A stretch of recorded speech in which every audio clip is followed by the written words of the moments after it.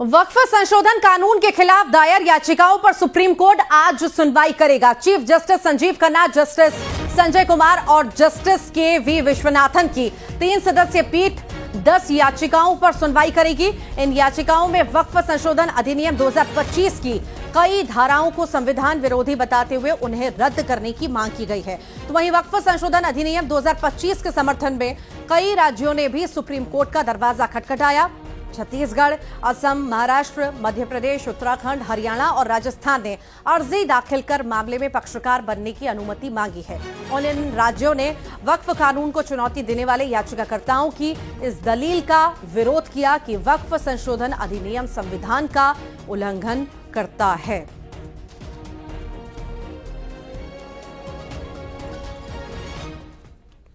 और आज फिर से रॉबर्ट वाड्रा से पूछताछ ईडी करेगी। मनी लॉन्ड्रिंग मामले में वाड्रा से पूछताछ होगी। बता दें, कल करीब 6 घंटे ईडी ने वाड्रा से पूछताछ की थी और आज फिर से कहा जा रहा है कि पूछताछ होगी।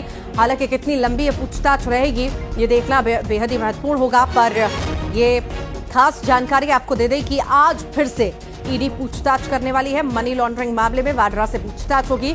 कल भी पूछताछ हुई, करीब 6 घंटे तक ये पूछताछ चलती रही। ईडी ने ये पूछताछ की थी।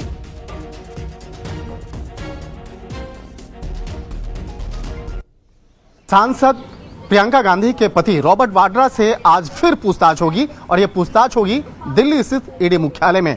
हालांकि इस मामले में जिस तरह से गुड़गांव स्थित एक जमीन डील का जो मामला था, इस मामले में कल भी उन्हें पूछताछ के बुलाया गया था और 15 तारीख को तकरीबन 6 घंटे तक उनसे पूछताछ हुई है। उसके बाद एक फिर से सम्मन दिया गया कि 16 अप्रैल को भी आपसे पूछताछ होगी। इस वक्त में मैं ईडी मुख्यालय पे हूं और ईडी मुख्यालय की अगर बात करें तो जिस तरह से हमारे सूत्र बताते हैं कि जिस तरह से रॉबर्ट वाड्रा के खिलाफ मामले की अगर बात करें तो ये मामला शुरुआत होता है साल 2008 में। तब हरियाणा में कांग्रेस की सरकार थी और भूपेंद्र सिंह राज्य के मुख्यमंत्री होते थे और फरवरी 2008 में ही रॉबर्ट वाड्रा की company Skylight hospital private limited ने गुरुग्राम के सिकोपुर गांव जो सेक्टर 83 में स्थित है, वहां पर तकरीबन 3.5 एकड़ जमीन ओंकारेश्वर प्रॉपर्टी से खरीदी थी और यह डील तकरीबन 7.5 करोड़ में हुई थी।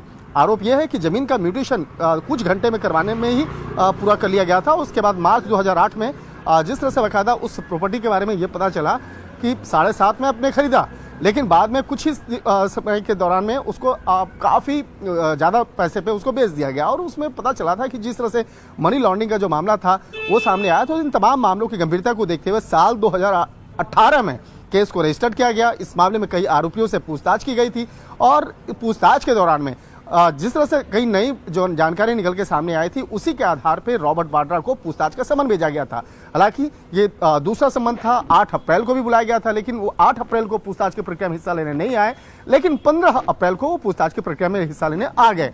लेकिन अब देखना लाजमी होगा कि आज यानी 16 तारीख को जब ये पूछताछ होगी तो किस तरह से रॉबर्ट वाड्रा उन सवालों का जवाब देते हैं। हालांकि कल जब हेडक्वार्टर के अंदर आ रहे थे काफी कॉन्फिडेंस में थे, लेकिन जब वो यहां से निकल के जा रहे थे, जब पूछताछ की प्रक्रिया खत्म हुई, उस वक्त में वो मीडिया कर्मियों से बातचीत नहीं की निश्चित तौर पर, क्योंकि वो सवालों की जो फहरिस्त है, वो सवालों की फहरिस्त इतनी उनके लिए टफ मानी जा रही थी, जिसका वजह है कि इस मामले में उनके भी होश जो है उड़े हुए थे, क्योंकि कई जो सवाल ऐसे थे वो सवाल का जवाब रॉबर्ट वाड्रा सही तरीके से नहीं दे पा रहे थे।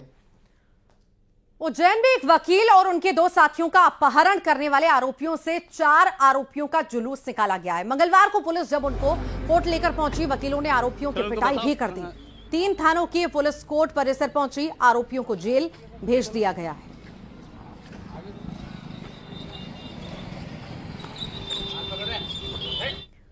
ग्वालियर में पुलिस की सजगता से सुसाइड के लिए घर से निकले युवक की जान बचा ली गई। माधोगंज थाना क्षेत्र में हवलदार का बेटा घर से सुसाइड करने की धमकी देकर निकला और जब उसकी कोई खोज खबर नहीं लगी तो उसकी आरक्षक बहन ने डीजीपी से गुहार लगाई। डीजीपी के पोस्ट कर उसने भाई का पता लगाने की गुहार लगाई तो पुलिस भी तत्काल सक्रिय हुई और मॉल के पास से युवक को सकुशल बरामद किया। इसके बाद पुलिस ने उसकी काउंसलिंग कर परिजनों को सौंप दिया।